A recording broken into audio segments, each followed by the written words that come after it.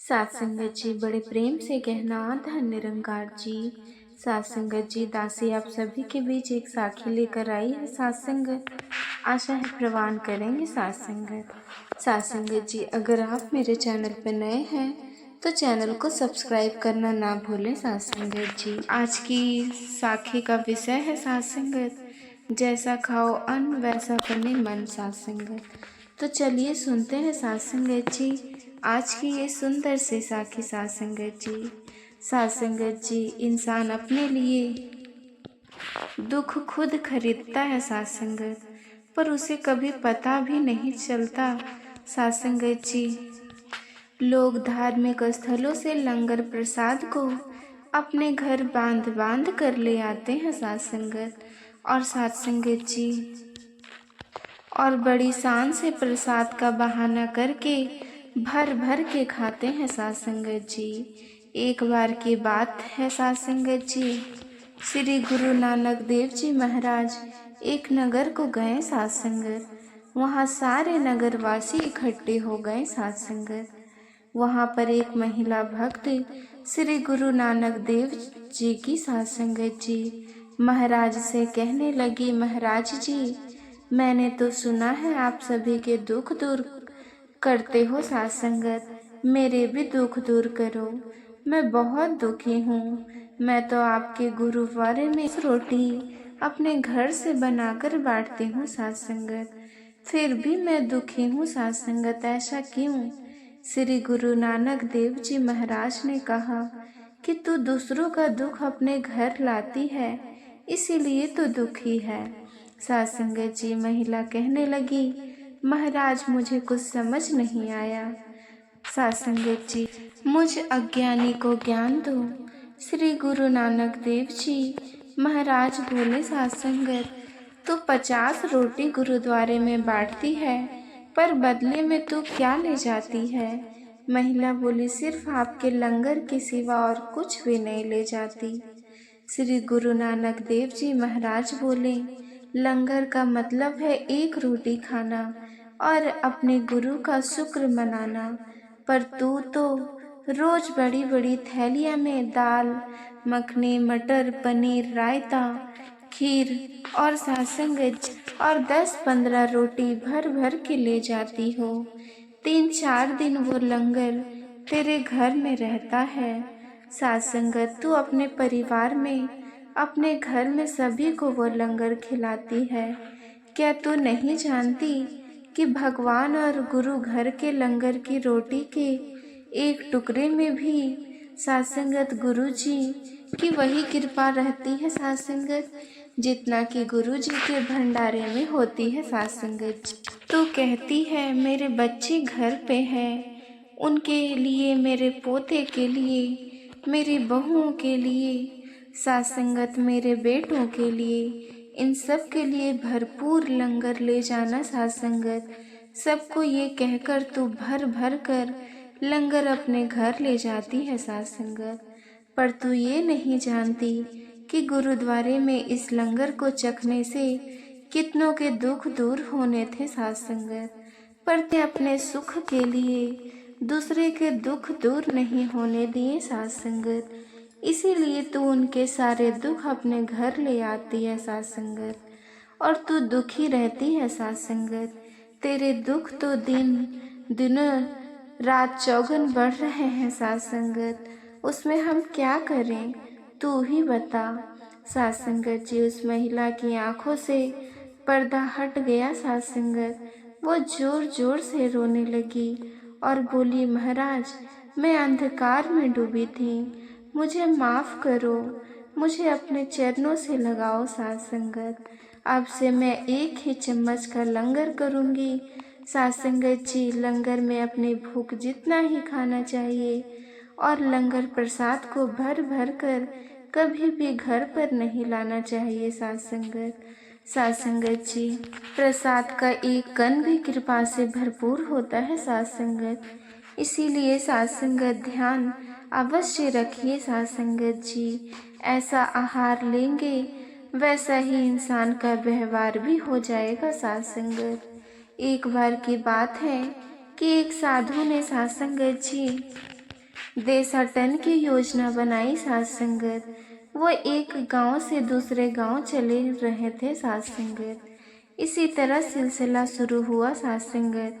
जहाँ रात हो जाती है वो उसी गांव में किसी घर में आसरा ले लेते हैं साथ संगत।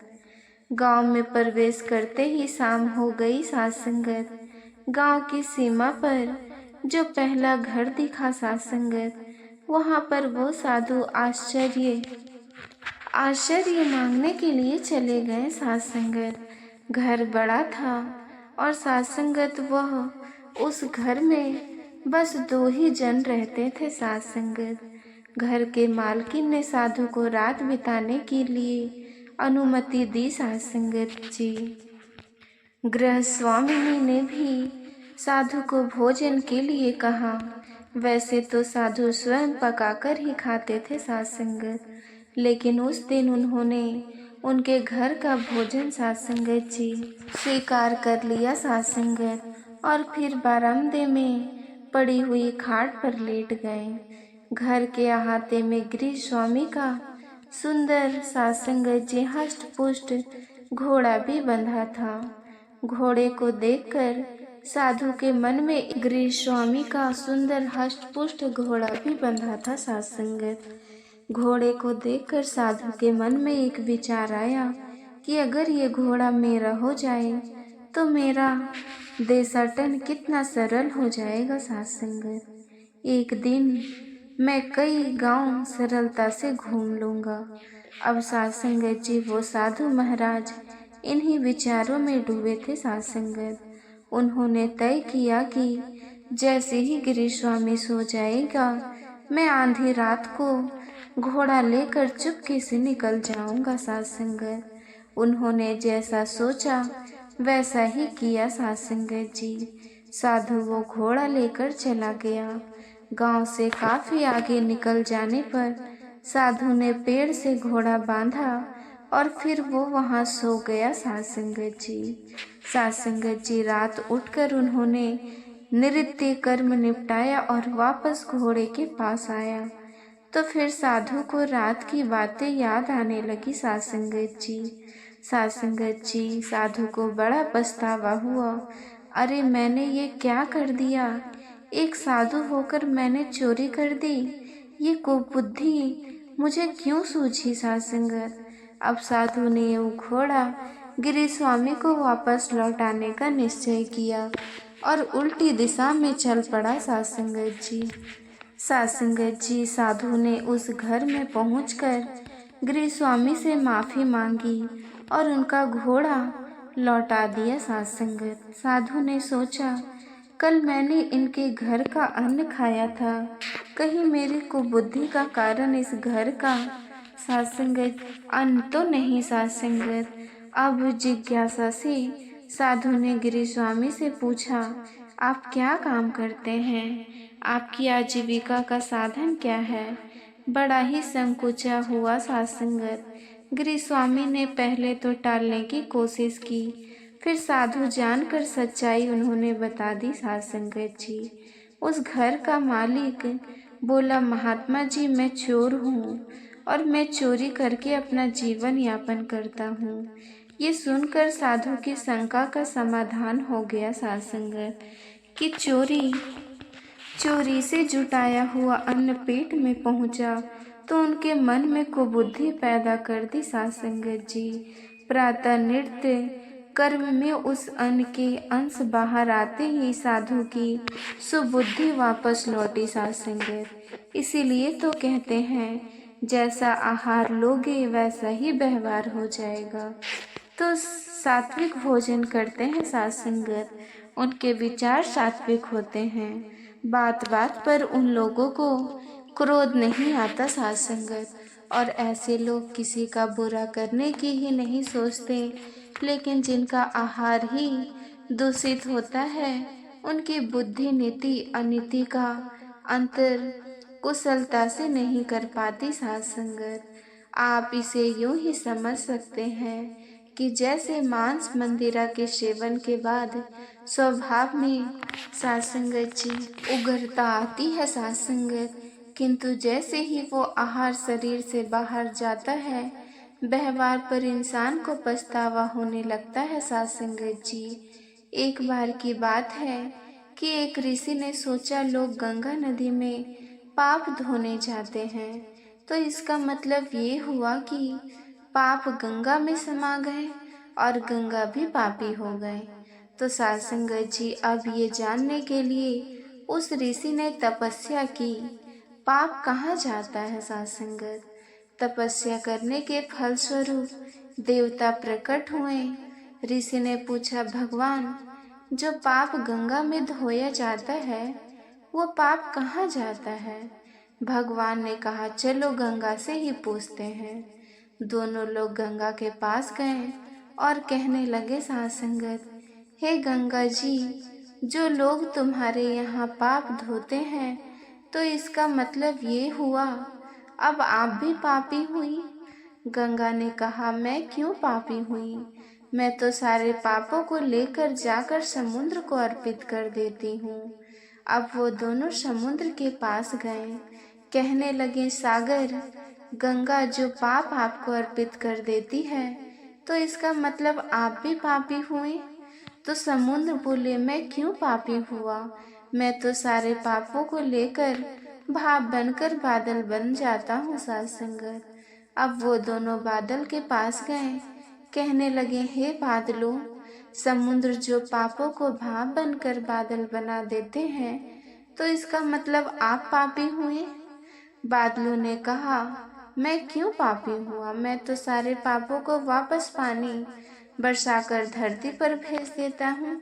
साध संगत जी, जिससे अन्न उपजता है, जिसको मानव खाता है, उस अन्न में जो अन्न जिस मानसिक स्थिति से उगाया जाता है और जिस वृत्ति से प्राप्त किया जाता है, साध संगत, जिस मानसिक व्यवस्था में खाया जाता है, उसी अनुसार मानव की मानसिकता बनती है। साध संगत जी, अब अन्न को जिस वृत्ति यानी जिस कमाई से प्राप्त किया जाता है और जिस मानसिक अवस्था में खाया जाता है, वैसे ही विचार मानव के बन जाते हैं। साध संगत, इसीलिए सदैव भोजन सिमरन और शांत अवस्था में ही करना चाहिए। साध संगत, और कम से कम अन्न जिस धन से खरीदा जाए, वो धन ईमानदारी और साध संगत जी श्रम का होना चाहिए।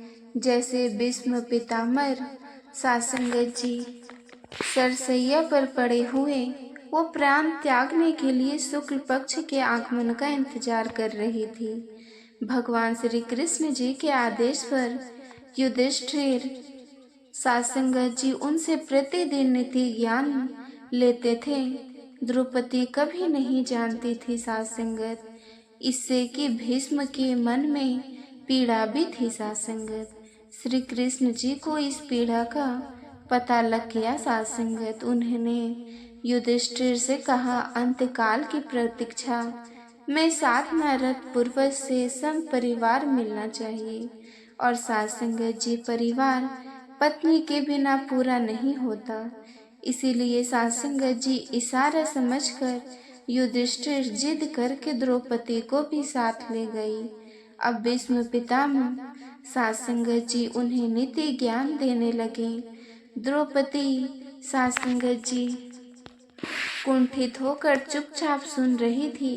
अचानक से द्रौपदी को हंसी आ गई। भीष्म पितामह ने कहा, पुत्री, तुम्हारे हंसने का कारण मैं जानता हूँ। उन्होंने द्रौपदी से कहा, तुम अपने मन की दुविधा ही पूछ लो, मुझे शांति मिलेगी। द्रौपदी ने कहा, स्वयं भगवान श्री कृष्ण कहते हैं कि साध संगत भीष्म पितामह के समान नीति का ज्ञाता दूसरा कोई नहीं है, किंतु आपका ज्ञान कहाँ लुप्त हो गया। साध संगत, जब पुत्र वधू आपके सामने साध संगत जी निवस्त्र किए जा रही थी, भीष्म पिता का इंतजार कर रहा था। साध संगत, और इस प्रश्न का जवाब है, जैसा अन्न वैसा मन। साध संगत जी, मैं दुर्योधन जैसा अधर्मी का अन्न खा रहा था। साध संगत, उस अन्न ने मेरी बुद्धि जड़ कर दी थी। साध संगत जी, मेरे सही निर्णय लेने की क्षमता खत्म हो गई थी साध संगत। अन्न ही रक्त का कारक है। अर्जुन के बाणों ने मेरे शरीर से वो रक्त धीरे धीरे करके निकाल दिया साध संगत। अब इस शरीर में सिर्फ गंगा पुत्र भीष्म शेष है। सिर्फ माता का अंश है साध संगत, जो सबको निर्मल करती है साध संगत। इसीलिए मैं नीति की बातों पर जा रहा हूँ साध संगत जी। भीष्म पितामह, सत्य समझिए दुराचार से या किसी को सता कर कमाए साध संगत जी। गए धन से यदि आप अपने परिवार का पालन करते हैं तो साध संगत आप अपने परिवार को भोजन कराते हैं तो वो आपके परिवार की बुद्धि भ्रष्ट कर देता है साध संगत। उससे जो सुख है वो कुछ ही देर का है साध संगत, किंतु लंबे समय में वो दुख का कारण बनता है साध संगत। यदि आपके सामने गलत तरीके से पैसा कमाकर भी कोई फल फूला रहा है तो ये समझिए कि ये उसके पूर्व जन्म के संचित पुण्य है साध संगत, जिससे वो निगल रहा है साध संगत। जैसे ही उसके पुण्य खत्म होंगे उसका दुख दर्द शुरू हो जाएगा साध संगत, और आपकी जिंदगी में आ रहे दुखों का संबंध अपनी अन्न से भी होता है साध संगत। साध संगत जी, उम्मीद है आज की ये साखी आपको अच्छी लगी होगी साध संगत। और अगर साखी पसंद आई हो साध संगत तो वीडियो को शेयर जरूर कीजिएगा। और साध संगत जी, आप सभी से फिर मुलाकात होगी नई साखी और नए विचारों के साथ। साध संगत जी, प्यार से कहना था निरंकार जी।